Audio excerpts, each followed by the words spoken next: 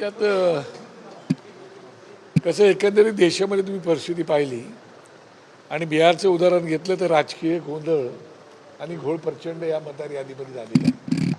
आणि त्यासाठीच पक्षप्रमुखाने आज हे शिष्टमंडळ ह्या ठिकाणी पाठवलं होतं की नक्की परिस्थिती काय आहे. जे आता केदार उंबळकर आणि शिरीष सावंत साहेबांनी आमच्या सांगितलं आणि त्याप्रमाणे त्यांना काही सूचना केल्या, त्याने काही सूचना उत्तम प्रकारे आमच्या लोकांना केल्या, काही पत्रे आम्ही आता देणार आहोत. त्यामुळे मला असं वाटतं की निश्चितपणे या बाबतीमध्ये सगळ्याच राजकीय पक्षांनी जातीनिशी लक्ष घालण्याची आवश्यकता आहे आणि त्यांच्याकडे आम्ही जी काही यादी आपण देणार आहात, जी काही माहिती आपण देणार आहात ती तुम्ही आमच्या राजकीय पक्षांनाही द्यावी. राजकीय पक्षांचा असा आक्षेप आहे की काही माहिती निवडणूक आयोग आमच्यापासून लपवून ठेवतो. निवडणूक झाल्यानंतर, लोकसभेची निवडणूक झाल्यानंतर जी काही यादी यायला पाहिजे ती काही यादी आमच्याकडे आलेली नाही, मिळालेली नाही. मग हा लपवाछपीचा कारण काय? त्यामुळे एक विश्वासाचं वातावरण राजकीय पक्षांमध्ये आणि निवडणूक आयोगामध्ये झालं पाहिजे. त्यासाठी ही खास करून आजची भेट होती आणि त्याप्रमाणे चोकलिंगम साहेबांना मी बऱ्याचशा सूचना केलेल्या आहेत. काही सूचना आणखीन आम्ही करणार आहोत आणि त्या निश्चितपणे ते त्याच्यावरती सकारात्मक विचार करतील अशी आम्हाला पूर्ण खात्री आहे. काही ठिकाणी दुबार मतदार आहे, त्याच्या बाबतीमध्ये काही सूचना केलेल्या आहेत. काही ठिकाणी मतदाराचं इपिक नंबर आहे पण मतदाराचा आमच्या लोकांचा फोटो नाही, नाव आहे फोटो नाही, काही नाव आहे तर त्यात वयाचा असे बरेचसे गोंधळ आहे त्याच्यात. तर त्या बऱ्याचशा सूचनांबद्दल आज चांगल्या प्रकारची चर्चा झालेली आहे आणि त्याच्यात मला वाटतं की इतर राजकीय पक्षांनी सुद्धा जातीनिशी लक्ष घालण्याची आवश्यकता आहे. शिवाजी पार्क येथील पुतळ्यावर मासाहेबांच्या कुणी अज्ञातांना रंग फेकलेला आहे, त्यामुळे शिवसैनिक देखील आक्रमक झाले. नाही, मला वाटतं हा मूर्खपणाचा कळस आहे. त्याचं कारण असं की कोणाच्या श्रद्धेला भावनेला कोणी कुठला हात घालण्याचा प्रश्न येत नाही. कारण सन्माननीय मासाहेबांच्याबद्दल या महाराष्ट्रामध्ये एक वेगळा सन्मान आहे आणि अशा वेळेला हे जर जाणूनबुजून कोणी कृत्य केलं असेल तर मला वाटतं मुंबईच्या पोलिसांवरती आमचा पूर्ण विश्वास आहे. त्यांना त्याचा छडा लावायला वेळ लागणार नाही, तात्काळ तो छडा लागला जाईल आणि त्याच्यावरती अशी काही कलमं लावली गेली पाहिजे. कारण हा मासाहेबांच्या पुरता विषय मर्यादित नाही. काही ठिकाणी छत्रपतीचा पुतळा असतो, काही ठिकाणी आमची जी आदर्शस्थान आहेत त्या आदर्शस्थानांच्या बाबतीमध्ये पण काही वेळेला अशा घटना घडल्या जातात. काही घटना मुद्दाम घडवल्या जातात जेणेकरून वातावरण खराब व्हावं, कायदा सुव्यवस्था खराब व्हावी, एकंदरीत धर्माधर्मामध्ये तेढ निर्माण व्हाव्या अशा प्रकारच्या वातावरण केलं जातं.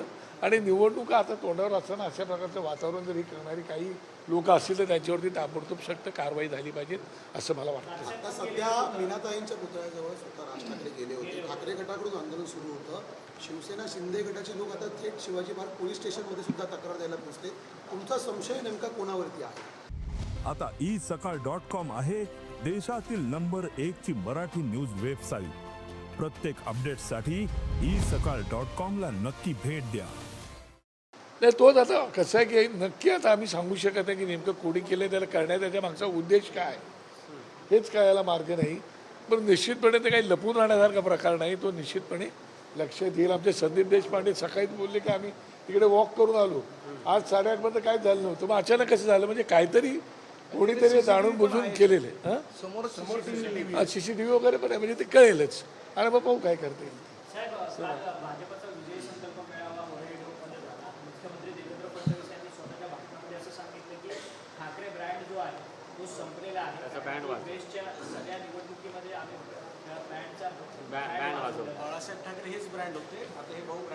मला असं वाटतं की महाराष्ट्रातल्या लोकांना आणि मराठी माणसाला आणि इतर भाषिकांनाही ठाकरे काय त्याची पूर्ण कल्पना आहे.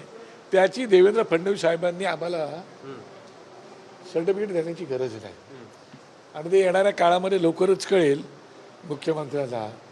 काय नाहीतर ठाकरे ब्रँड जर नसता तो वारंवार भेटी घेण्याचं कारण पण लागलं नसतं. हां, आणि चर्चा करायची आवश्यकता पण नव्हती. म्हणजे ठाकरे ब्रँड आहे हे तुम्ही मान्य करता काय, त्याच्यामुळे चला पण ठीक आहे, राजकारण आहे.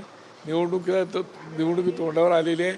सुप्रीम कोर्टाने निवडणूक जाहीर केली तर एक प्रकारे 31 जानेवारीपूर्वी घ्यावी म्हणून, त्यामुळे असं बोलावं लागतं. पण एकंदरीत जर तुम्ही पाहिलं परवाकडे नाशिकला जो मोर्चा झाला, तो मोर्चा झाल्यानंतर ठाकरे काय आहेत आणि त्यांचा ब्रँड काय आहे तो लोकांनी त्या ठिकाणी फक्त नाशिकला दाखवले, अजून तर खूप राज्य पडलेलं आहे. ते म्हणाले की महापौर हा महायुतीचाच होणार आहे. तर आशिष शेलारांनी टीका करताना असं म्हटलंय की 2 ठाकरे यांनी एकत्र मेळावा घेतला, मात्र त्या मेळाव्यामध्ये त्यांना टीजर लॉन्च करावं लागलं गर्दी जमवण्यासाठी. ठीक आहे मॅडम, आम्ही काय, तुम्ही आमच्याच खांद्यावर बसून मोठे झालेले आहात. त्याच्यामुळे तुमच्या हातामध्ये आता सत्ता आहे म्हणून तुम्ही बोलतात, पण ती काय अमरत्व घेऊन आलेली सत्ता नाही आहे. इकडे तिकडे नेहमीच होत असतं. पाहूया, घोडा मैदान जवळच आहे, ते पाहू मग.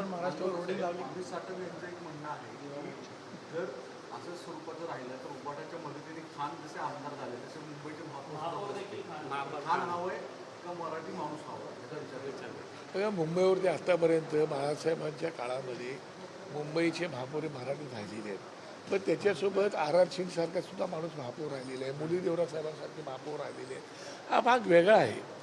परंतु जर तुम्ही अशा प्रकारच्या भावना घेऊन जर जाणार असाल तर त्या लोकांच्या भावनांशी तुम्ही खेळतात आणि त्याचा परिणाम निवडणुकीत तुम्हाला दिसतो. सर, एक हिंदी में जो ठाकरे ब्रांड को लेकर एक बात कही गई है, कल सीएम ने कहा कि बाला साहब ठाकरे एक ब्रांड हुआ करते थे, ये दोनों भाई ब्रांड नहीं है, आज के समय पर ब्रांड तो नरेंद्र मोदी है।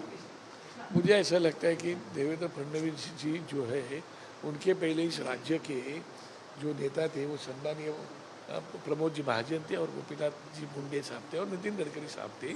तो उन्होंने बाला साहब जी के साथ में बहुत अच्छा नाता रख के उन्होंने अपनी खुद की पार्टी बाला साहब के साथ हाथ मिला के बड़ी की है.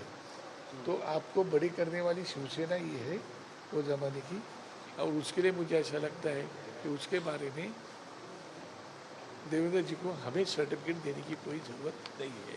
क्या करना है. एक प्रश्न सर, भाजप नेत्यांच्या आणि ठाकरेंच्या आत्ताच तुम्ही म्हणाल की भेटीगाठी सुरू आहे, ब्रँड नव्हतं तर भेटीगाठीची गरज आहे. काल गोंधळपुरात सुद्धा राज ठाकरेंची भेट घेतल्याची माहिती. नाही, आता राजसाहेबांकडे सगळेच भेटायला येतात आणि ते मनमोकळेपणाने भेटतात. त्यांच्यामध्ये कुठलाही फसवणूक नसते, दिलदारपणा असतो. पण बाकीकडे समोर काय असतं ते बघा तुम्ही. कशासाठी येतात, साहेबांची जवळ काय दाखवायला येतात आणि बाहेर जाऊन नंतर काय बोलते ते तुम्हाला कळतं. चल.